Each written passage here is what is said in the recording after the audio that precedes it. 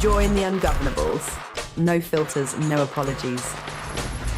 This season, we're cracking open Uniswap governance. Welcome to a new episode of the Ungovernable Podcast.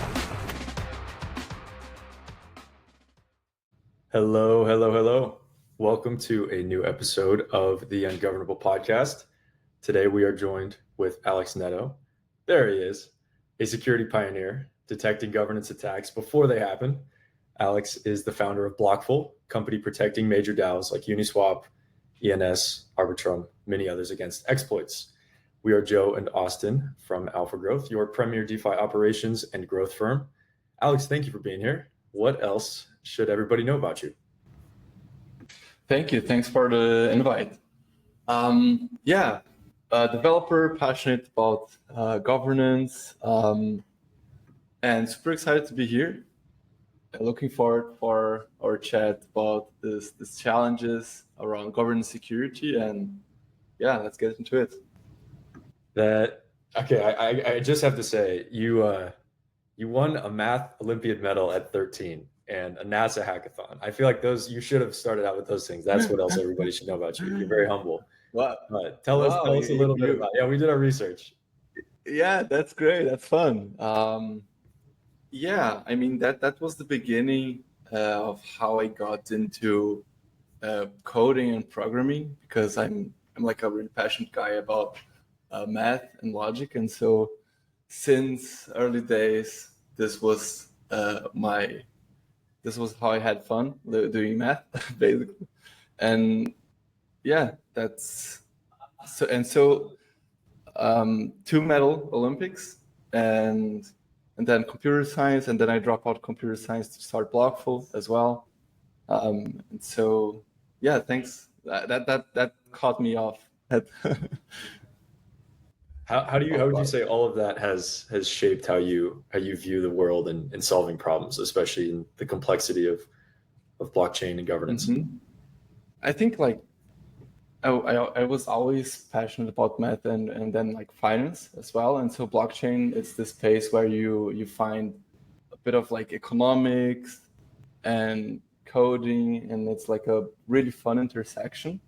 And then you also have this social layer of governance in the blockchain itself and also in the protocols.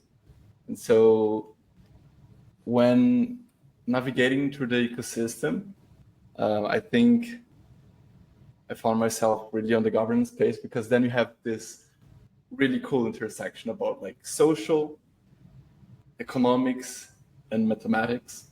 And I do think it was really great to have like math and coding skills to understand some of like incentives, design mechanisms. So I think it's actually like a skill that guided my journey a lot. Was there a specific moment that you can point to or remember that showed you that governance is more than just like a Reddit forum page of comments and actually going to be integral into the future of the global financial infrastructure? Mm-hmm. Just if you compare like how non-transparent today organizations can be, and like DAOs present a more transparent way in some sense, but in others it's also sometimes just like a Telegram group. And so it depends on what aspects of an organization you're looking, but definitely DAOs have upgrades compared to traditional organizations. And so when I realized it, how cool is it to build a company or like an organization in the open, where you have everything transparent, from like cash flow to the protocol itself to the shareholders, and even like a much simpler way to kind of like do an IPO, right? Make your company public. And so it's super cool and interesting for me. And this mixture between these advantages plus having like a opener community, or like easier to contribute structure, that's really interesting for me. Yeah, it's the building in public. I think DAOs kind of started it, and now you start to see. And I know folks have done this for a long time, but like Peter Levels, for example, I think is a good one. That's not just Web3 related, but you start to build a collective community. One thing that we saw was you're a cultivator of good habits and relationships. What's like the one piece of advice you'd give to folks around like nurturing beneficial habits as well as cultivating those relationships? Wow, you guys did your research sessions. I think this is like a daily decision, like what you're gonna do with your energy, with your time. And so I imagine one example is good habits, right? And so you can imagine like your body or your time, like going with you have like a really good car, you have like a Ferrari, right? And then you put like a bad fuel. So over time, you are having like bad performance. You're making your car worse and worse. And so I think in the same way about what you read, what you put inside your head as like knowledge, content, in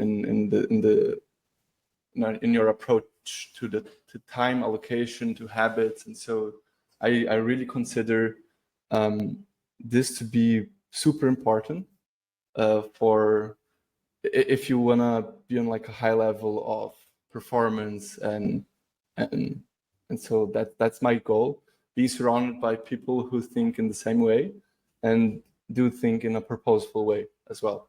And so this is kind of like my mindset about team building, partnerships, like who we work with, how we work as well. So having excellence and purpose, it's probably in the DNA of my mindset. I'm going to ask a little bit of a cliche type of question around one thing that you first said really resonated is like, what are you spending your time on? What are you spending your energy on?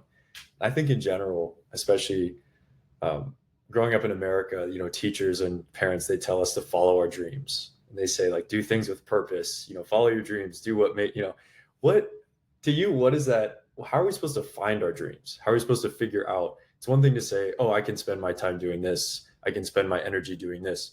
But how do you know if you're doing the right thing? And what would you give your advice? That you're pretty visionary in a lot of these ways. So I want to know from you how you'd recommend to somebody to find the right thing to spend their time and energy doing.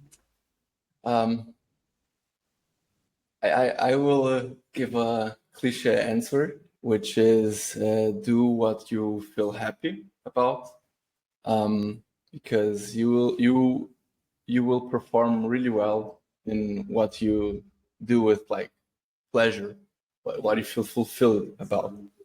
So I think that will be my biggest piece of advice, like following with a lot of courage what you're happy about and what you feel about really well. Because in the end, we all know, we all have that intuition. We all have a voice of like, yes, like I think that's the way, but man, I will like quit my job. I will, I don't know, drop out. I will probably not match some expectations that some people have around me. But it's kind of like this intuition of like following your dreams, or like what makes you truly happy. And I think that turns out to pay really well. Maybe one other insight is I don't want to have regret when I look back. I don't want to say to myself like, oh, what if I did this thing? Like, where will I be? So I try to not have regrets in the future. Yeah, seize the opportunity. I think it goes back to the car analogy too, right? Is it fueling you or is it slowing you down? I think that's a great way to look at it. So and maybe to move on, Alex, to like Blockful, for listeners that aren't familiar about what Blockful does, would love to hear the TLDR from you. So Blockful began like 2.5 years ago. We started as a dev shop, but that was just a way for us to bootstrap the company and like get more experience, capital, networking. The idea was always to build a product. And so 1.5 years ago, we started to doing like this switch and testing different products. And then we got more involved in governance because we allocated part of our treasury into ENS, and then we got like truly like skin on the game and involved in the governance. And then the community delegated some tokens to us, and then out of nothing we became like top delegates on ENS. And so that's how we got more involved in governance. And since we were already looking for products to do, then we started more and more like niching the products, right? And so creating governance, like new governance mechanisms, until we got in the scenario inside ENS that was identifying a risk. And so today what we do is preventing governance attacks, right? Like that's our main goal. Our goal is to make DAOs safer, and you can think about different angles you can approach this problem. And so we'll pass through each of those angles more in the podcast, but yeah, like big goal is making DAOs safer and preventing governance attacks. So you guys use this concept of anti-capture framework. Did you invent this? Did you invent this term? Is this a new concept? I don't think it's a new concept, like a new term. I remember to see some articles with like a similar nomenclature. I think like there is one from Spencer from like Heads Protocol as well. But it's definitely a different approach. Can you explain a little bit the history and the key elements of this concept of anti? So anti-capture from our perspective and how we built it was researching more than 30 DAOs attacks and like understanding what were the common things on these DAOs, these attacks, and what could we turn into parameters to identify the vulnerability in like new DAOs. And so creating this framework to then analyze a new DAO and assess the risk of an attack to happen in this DAO. So it is effectively giving you an understanding of what is the anti-capture resistance a DAO has. So that's kind of like the story of how this anti-capture framework was created. Now I cannot tell you exactly about the anti-capture framework definition from Spence because it's been a while. I don't read this article, but our approach is it's more technical. I would say it's more like specific, maybe more practical in some sense. In layman's terms, for someone who's not who doesn't have 3 extra brains, what do you think is the minimum that someone needs to understand about this concept, and how does it relate to protecting a DAO? This framework analyzes the DAO in 3 aspects. The first one is economic conditions. So one quick example is what's the price of the token, what's the amount of tokens that you need to pass a proposal, and this gives you a value. And then you can compare this to the liquid treasury, which means what is the treasury that the DAO has that is not in the governance token. So this gives you a good comparison to understand if it is profitable to just buy tokens enough to pass a proposal and like raid the treasury. And so that's one attack vector, or like one reason to buy. It's one clear reason to attack a DAO. And one example of that is we recently saved a DAO that you needed to buy 150K to get $5 million, like liquid. Oh, wow. And so, yeah. And so, but this was not just because of the economic condition, but also because of the second part of the framework, which is governance implementation. And so this is the second vertical we analyze, which is understanding how the governance is structured.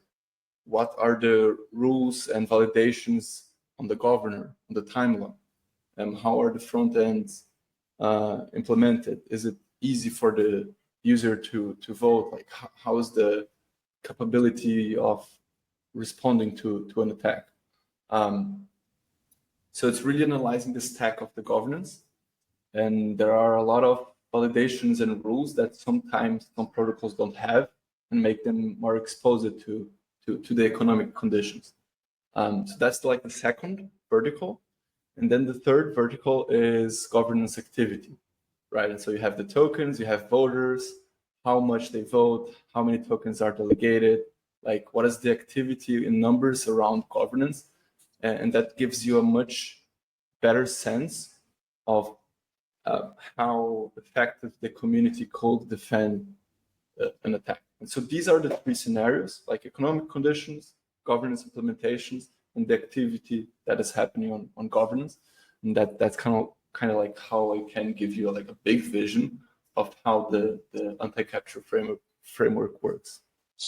Is there any like rules of thumb for either of those three you could give advice to like folks or DAOs for to prevent some of those attacks?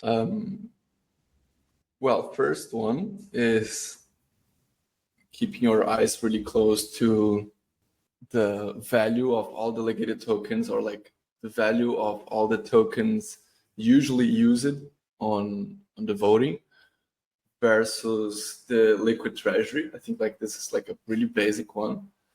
And there is not a lot of DAOs that go into this scenario because liquid treasury, it's like something rare sometimes, right? Like DAOs usually have most of their treasuries in the governance token itself. So a lot of DAOs are protected against this type of attack naturally, because if you attack the DAO, the governance token will like go down. And also if the attacker wants to sell the governance token, they just don't have like liquidity enough, or it just doesn't make sense in that specific scenario. And so for DAOs that do have revenue, that do have a treasury that is not in the governance token, you definitely should look into this metric. And yeah, there are some other quite interesting things around governance implementation that you can do for preventing attacks as well. And it can vary a lot from DAO to DAO, because as you guys know, like DAOs have quite different governance implementations and like specific context.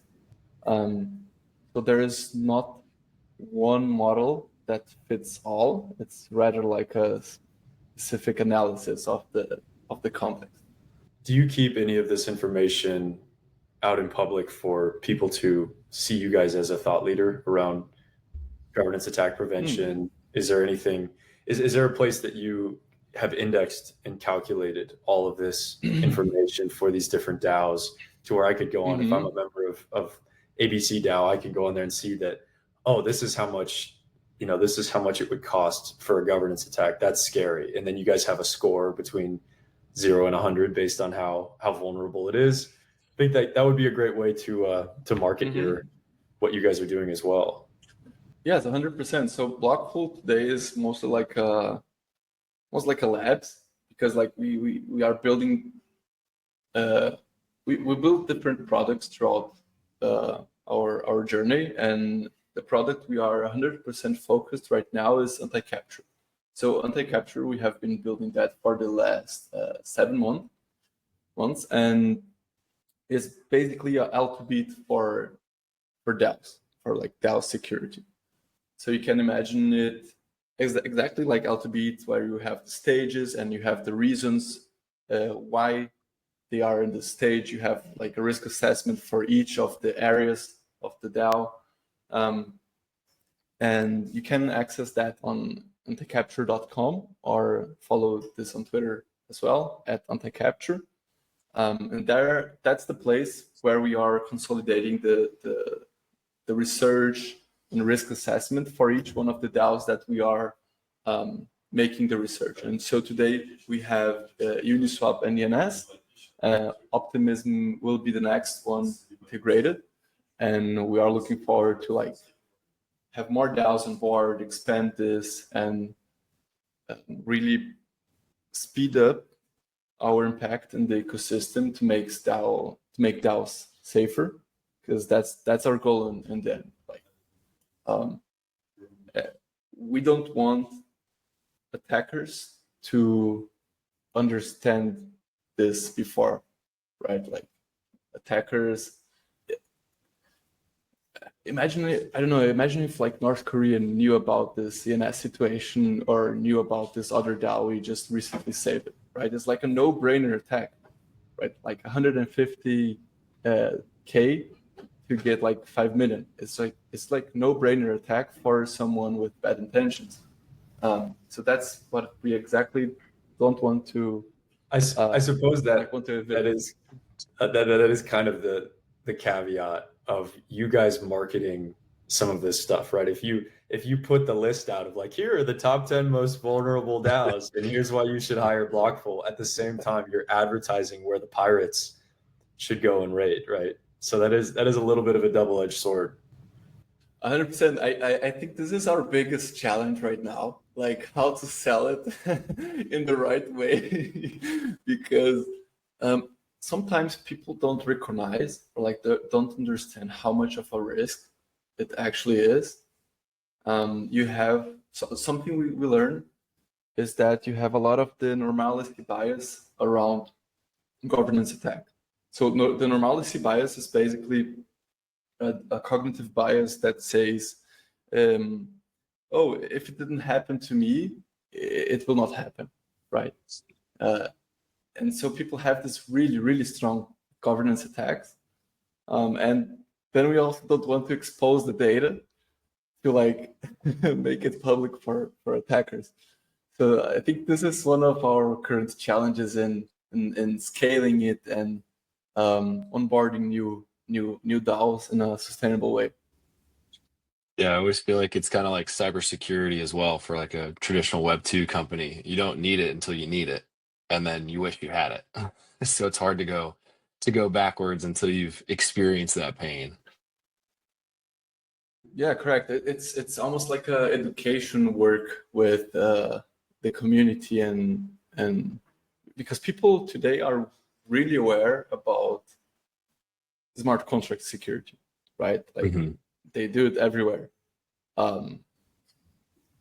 So that's a new type of security we are developing here, and it's also quite needed.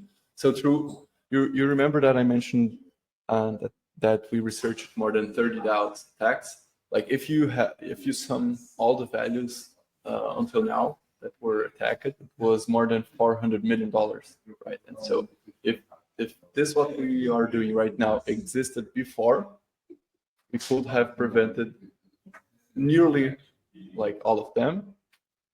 And what we prevented until now was more than 150 million, which was like ENS plus this other DAO, which is not public because it is safe, but we need not yet.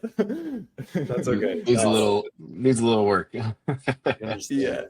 All right, Alex. Question about the relationship between the governance token and the DAO itself. I think this is one of the largest points of contention, depending on which DAO you're talking to and which delegate you're talking to. But I have this perspective that if you financialize the governance token And a downstream effect of that financialization is that the token price will rise. If token price rises, all else equal, it costs a lot more money to, real dollars. It costs more real dollars to take over a DAO and to change anything. And so, in my opinion, because of that assumption, I think that financializing your governance token is actually a protection mechanism against governance attacks. So in this example you shared where someone could have used $150,000 of a governance token to essentially gain control and take over these $5 million of funds in the treasury. That could have been prevented by a more expensive governance token, right? So I think that to me is the main argument. Do you agree with that? Do you disagree with that? How have you seen that opinion play out? I agree.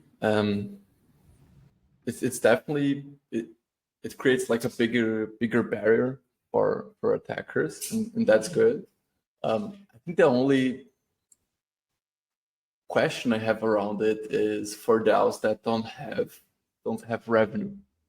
So the only thing they have is like the governance tokens, and the way they can incentivize or financialize the token is basically distributing from the DAO treasury to token holders, and then eventually, I don't know, in some years they will not have tokens in the DAO treasury anymore. Maybe that's not necessarily what I mean by financialize. I more so mean an emphasis on DeFi utility, DeFi optionality for the token itself. So, right now, if you think about going to a casino where you give dollars and they give you chips, and then you walk onto the casino floor and there's no games to play. There's no slot machines. There's no roulette. There's no table games. There's no baccarat. There's nothing, right?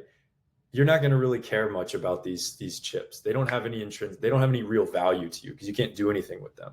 So by financializing, I more so mean having some sort of emphasis on giving utility and optionality to the token itself. So putting this governance token into all the different categories of DeFi, right?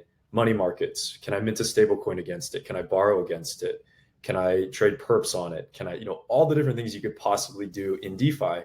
If you get your governance token everywhere in DeFi, it's going to have more demand. And a downstream effect of demand is that in a perfect world, the price goes up and more people want it, more people value it. That's more so what I mean. I don't necessarily mean just emitting tokens ad infinitum to convince people to hold on to the token. I more so mean giving it real utility in the ecosystem. Mm-hmm. Got it. Yeah, I definitely see this like being really benefic, but it's also a question to, is it enough? Because a lot of the larger DAOs that have a lot of utility in their tokens sometimes also suffer with this. And so maybe this is like the minimum you should do, and it's really good. Like already helps a lot. I can see a big difference between tokens that are only used inside the governance and tokens that have much more utility on the like DeFi ecosystem. For example, being a collateral on a big lending market that makes like huge difference. And so, yes, this in my view should be like the minimum if you want to make a larger DAO. But then still being a larger DAO, it's common to see that maybe you need like even more incentives, right, to create meaningful numbers. And so this is a big challenge right now in governance, which is raising the delegation in a meaningful way, because you don't want to just throw delegations in like everyone, right? You don't want completely strangers to be ruling your organization, right? Your community. And so how to meaningfully increase delegation to secure the DAO. That's like a big challenge. And also without capturing it, right? Because you can, that's another topic we don't cover so much because it's harder to get data around. So what we mostly research and can understand with the anti-capture framework is capture from outside, not from inside, right? So the capture from inside, which is collusion between delegates, service providers, and that's something you can see and perceive in some ecosystems. That's much harder to capture because it's more like the social layer than some type of like metric you can get. So that's one cool insight maybe of like what other folks can work about anti-capture, but the capture from inside. Yeah, so it's almost like insider collusion, an insider attack. And I guess, Alex, what are some of the most historical governance attacks that happen, and maybe how they could have been prevented? So the biggest one was Beanstalk protocol, which was a stablecoin protocol. They got hacked for 180 million. So it was like the biggest by far. And it was like such a simple attack. It was a flash loan attack. So the only thing they needed to do is to change their governance implementation to not support proposing and voting with like flash loan delegation, right? So it's basically like a one line of code you need to change to just like look at the delegation in the past block and not in the current block, so people couldn't use flash loans for governance. So that was their big mistake, and it cost them the whole protocol. Oh, wow. Yeah. So this is the biggest. This is the biggest one, and it was caused by the code level, right? Like a wrong governance implementation. And another big example, I think, is Aragon, right? So Aragon, it was just about like token power. So there was even a hedge fund that was buying tokens, and they kind of like attacked Aragon just by buying tokens, literally. So it's crazy to see that hedge funds, they are down to do these kinds of operations. And at the time, Aragon had something like $100 million in treasury, because they fundraised in the ICO when Ether was much lower, and then Ether just like went up really high compared to 2017, 2018. And so out of nothing, they had like so much money compared to the governance token, and it got attractive to a hedge fund. So that's another big example, which ended up costing them, I think, like 70% of the treasury, something like that. Like they got like, wow. It got distributed among token holders, something like that. That's another big example. So did the hedge fund essentially get custody of those tokens, or be able to send those out to all the Aragon token holders, so that way they would capture more than anyone else once they bought all those tokens? I don't remember the exact history right now, but they even filed like a lawsuit, or maybe like the Aragon Foundation, they had something like a veto, and then the token holders got like really pissed about it in a level where they filed a lawsuit. and so it was like a hectic moment for sure for Aragon. And we have other quite interesting examples which are not so related to the treasury, but rather to like protocol mechanisms. Balancer wars, it's a super interesting example, right? So you have Humpy, which is the same guy that attacked, in my opinion, he attacked Compound. And so Balancer wars was basically Humpy buying enough tokens that where he could redirect the incentives for liquidity pools to his own pools. Like, so pools with like strange tokens that only he was providing liquidity to, or like he was the majority of the liquidity positions. And so he was exploiting the mechanism of the protocol and not the treasury itself. But that's another motive you can attack DAOs. I think that's quite interesting. I think it's a great segue into there's a little bit of like this philosophical, ethical, moral idea that basically I would be willing to argue most of these governance attacks are above board. They're playing by the rules, right? And they're just identifying these attack vectors that the system that we've built is not immune to. And I think as we progress here, we're going to see more and more things that expose these vulnerabilities, and then we'll need to realize, we have to redesign, we have to turn some knobs and dials. But I want to bring up this concept of LobbyFi. I assume you are familiar with LobbyFi. Okay, so tell everybody what LobbyFi is, and then give us your spicy opinion of LobbyFi and where it stands in your moral spectrum. Yeah. I like LobbyFi. I think it's like a mechanism that should exist. In some sense, it does make attacks. What is LobbyFi first? Oh, yes, perfect. So LobbyFi, it's basically a protocol where people can delegate their tokens to a contract, which is the LobbyFi contract.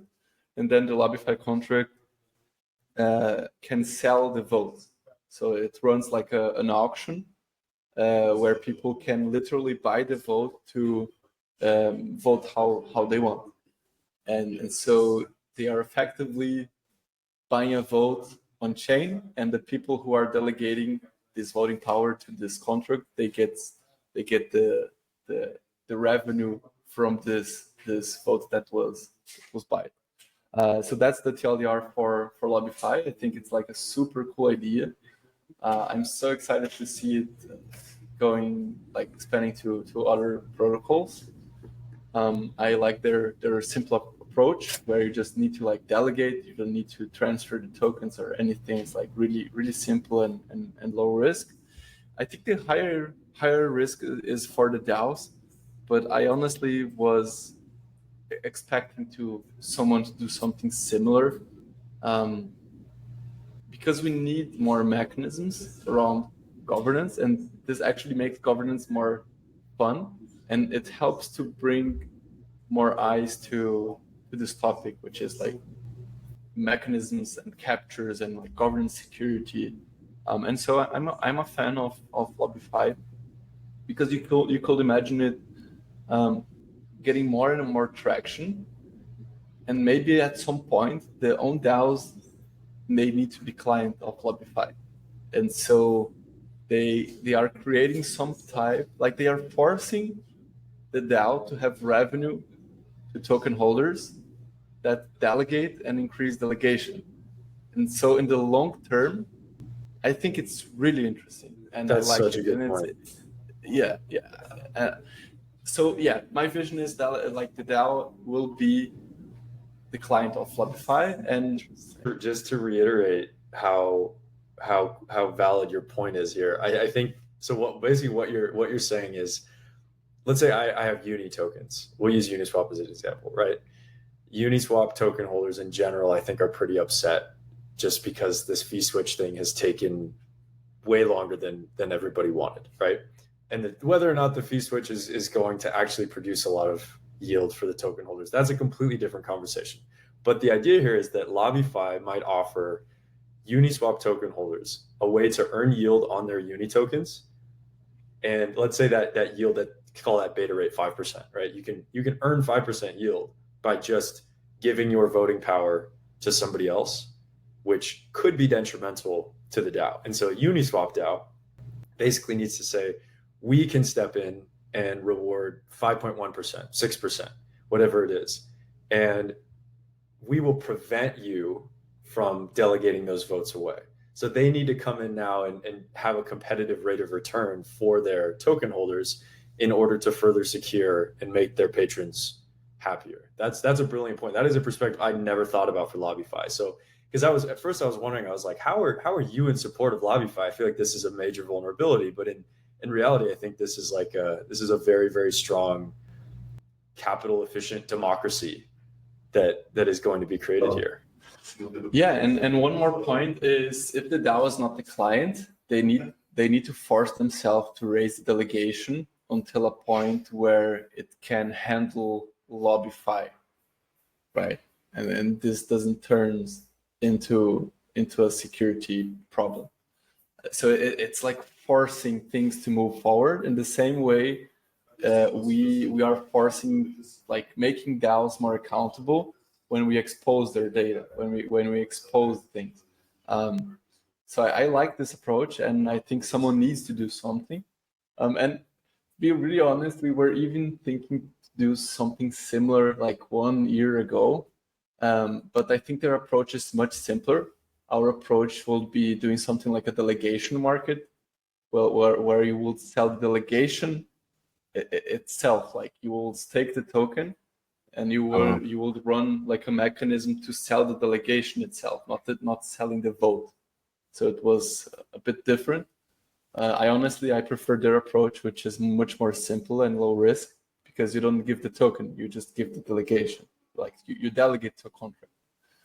So it's more elegant, and yeah, like anyways, DAOs will need to do something, and I think it will be good. I hope so.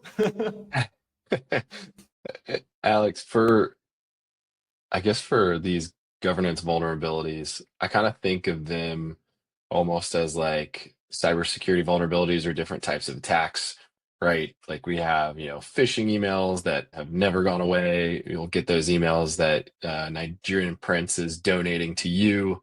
For governance attacks, what do you think are some of those vulnerabilities that are just never going to go away? Front end vulnerabilities, probably. You see that happening quite often, and now, like, recently it happened with Safe, and you see that even like the highest standards stakes organizations, they are exposed to it, because you have so many factors, like the computers of the own team, or like other external infrastructure vectors as well. And so front end, I think it's a big factor, and it will be. Users doing like wrong things, using like wrong websites, or like clicking strange things, getting malware, and then, like, I don't know, we could see an attack where you target the big delegates and try to pass like a malicious proposal, for example. But this hasn't happened so far, but it is like a possibility. So yeah, I think these never go away, and it's hard for the Web 2 world and the Web 3 world as well. Yeah, it's always I feel like the social aspect or the person aspect tends to be the weakest link. And especially of any central points of failure, like big delegates or front ends, that's just going to make it much of an easier honeypot to break into. Is there any like trends that are on the rise that you've seen for governance attacks that maybe have been done a few times, but you're expecting to see more of in the future? I would not say there is a trend, because like attackers, they are really creative, and they explore different paths. So you have Humpy attacking Compound and Balancer, for example, and he attacked much more. He has like a style of attack, you could say that. You have some hedge funds that already did some operations, like buying enough tokens to get the treasury. You also have, let me see. Oh, this one is quite interesting. So Mango Markets, I think it was Mango Markets from Solana. Some of their governance tokens were at FTX, and an investor bought these tokens at a lower price because FTX was like doing auctions. And so he got these tokens from like a lower price, and then he could pass a proposal to sell these tokens to the DAO itself in a higher price. Like, look at this. Like, this is super creative. You got your tokens from a bankrupt exchange auction, So I don't see a clear trend. I think the trend is attacking where the opportunity is. And so attackers will just like find this opportunity and execute it.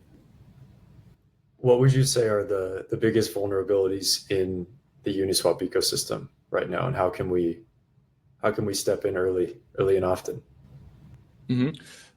So yeah, the Uniswap Foundation hired us for doing Uniswap governance security audit, and it was super cool. I think they have a really good implementation. They have really good economic conditions. In our assessment, Uniswap is quite safe. Like, it's really safe. I would say the biggest vector will be the front end, but that, like, we have two front ends, right? Tally and Agora. This does helps a lot. But other than that, was super safe. Like, they have really good governor implementation. So it was really impressive to see.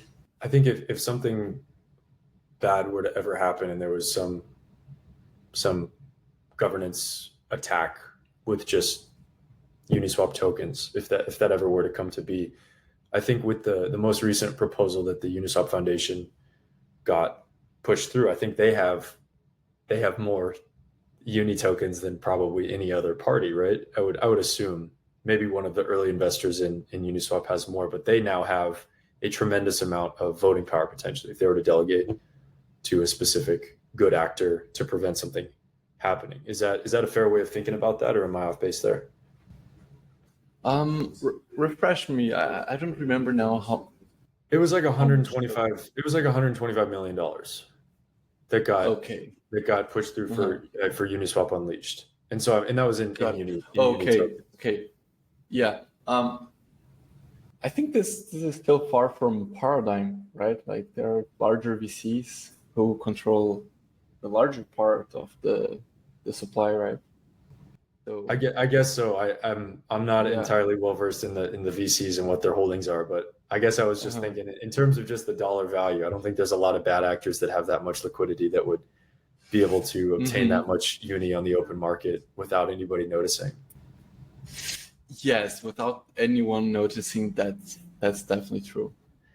So if you were impressive, to like the amount of tokens, the amount of capital you need to pass a proposal on Uniswap is like more than 1 billion. So it's like, is it that much? Yes, I can 40. I mean, what's 40 million times Uni's token price? If you go to anticapture.com, you can see some of those metrics. And the delegated supply is 1 billion. The active supply is 430 million. So the active supply basically gives you a number of how much tokens, like how many voting power all the voters that were active in the last 90 days have right now, right? And so all the voters that were active in the last 90 days, if they voted right now, how much would it be? So it's like a really good metric to understanding like the response, how many capital can we defend? And it's like 400 million. So that's a lot. Yeah, no, it's pretty wild. Yeah, if Uni token was $10, it takes 40 million to get a proposal pushed through. So that's $400 million of economic force to get a Uniswap proposal pushed through. That is pretty impressive. It really is. Okay, if you were to redesign from scratch Uniswap DAO, the governance model, the structure of it, what are some of you can be as spicy as you choose here. This is a safe space. What would you say should be different? I'd say I'm more like disperse token allocation, like less VC allocation, probably. Like in the end, what I would like to change is like token voting governance. How so? Because it has What would you like to change?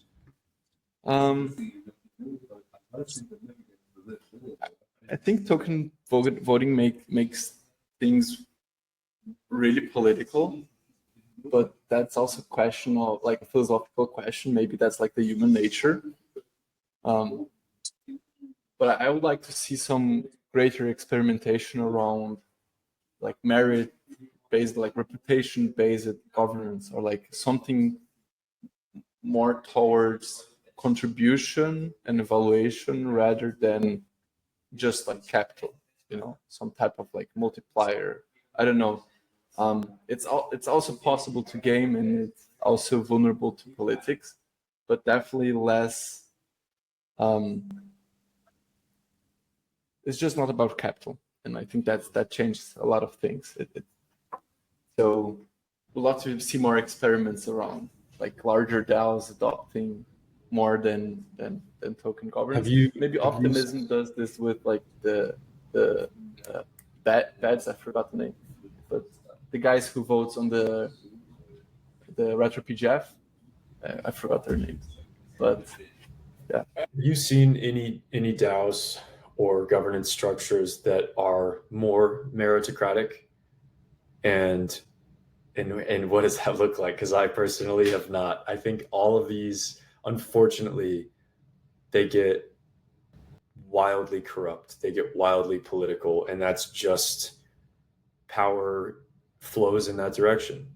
Money follows power, power follows money. It's just this vicious cycle that I don't know if humans can ever break away from, when depending on, pretty much everywhere in the world that's beyond Maslow's hierarchy of needs, I think money is pretty much the number one thing that people care most about. And therefore, I think it tends to corrupt. So I would, please, by all means, if there's anything more meritocratic that we can follow, I'm more than open to trying that out and experimenting on different governance models. Yeah, I think it's really part of the human nature, as you mentioned. I'm super excited to see the future key experiment. That's definitely something that has been around, and it looks like another exciting option to gather preference and like decision making. I'm so excited about that. There was one thing about Uniswap governance. Shit, forgot. Oh, it's all good, Alex. Yeah. We actually had a question from the audience asking about the petition feature. Do you know a little bit more about that? Oh, cool. Yeah, so that's a way that the community can basically support the product, expressing their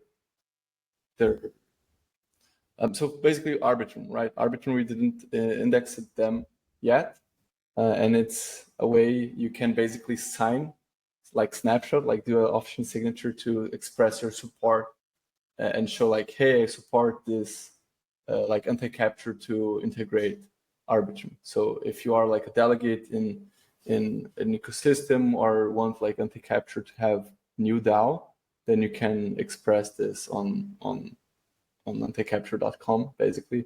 So yeah, this is a pretty cool thing for understanding the community and like the interest about the data and for raising the security of the DAO. I'm still trying to remember the comment I will do about Uniswap governance. Here is a question that might help you remember. If a magical unicorn delegated you 41 million votes, what is the first thing that you would do in Uniswap? You almost got it. You almost got it. The thought back. That's a good question. Maybe Unistaker. I don't know.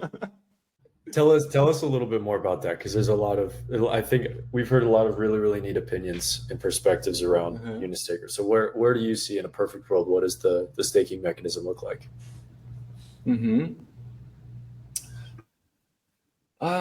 There's a small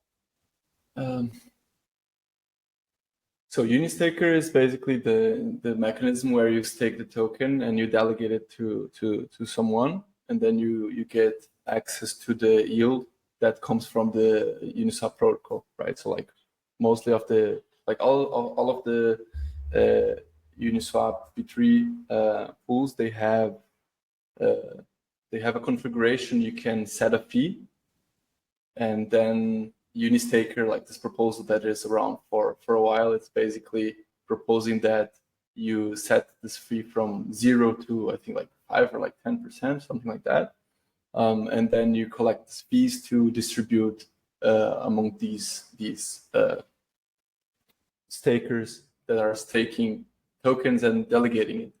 So like one small change I will do is only give tokens to people who delegate to active tokens, but that's something really hard to know. Like how do you measure? How do you know like who is an active voter? Like what is an active voter? You know, so that's like a subjective definition, but it's something I would like to see, because it's much more meaningful than just like delegating tokens and then the voter is not even active. So you're not like increasing the security of the DAO, but you're definitely making some mechanism to that is better for the token, for like the token price. It helps governance security as well, and it brings more strength to the Uni token. I'm super excited to see more revenue share coming to Uni. So we have also like the front end fee. That will be like super interesting to see that going to the DAO as well.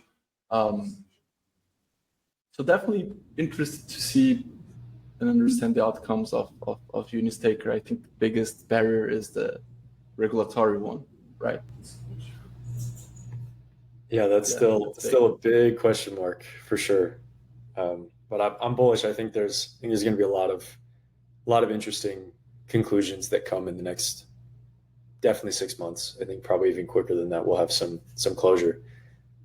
Alex, as we wrap things up here, where can everybody keep track of all of your interesting insights and the progress of Blockful, and also, you know, best practices for governance safety?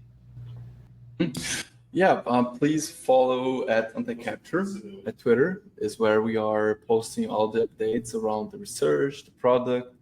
Our team is working really hard, and like we are shipping new features and improving them like each week.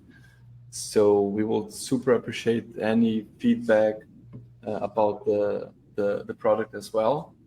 You can find it on anticaptured.com. And I think these are the best resources we have, and it's where we'll post all the updates. And when I remember the thought about the Uniswap governance, I will post it on Twitter and let you guys know, because it's like we'll retweet it. Absolutely. Yeah. That sounds great. Well, awesome, dude. Awesome conversation. That's a wrap of another episode of the Ungovernable Podcast. Alex, thank you for your perspectives. I think a lot of us take these for granted.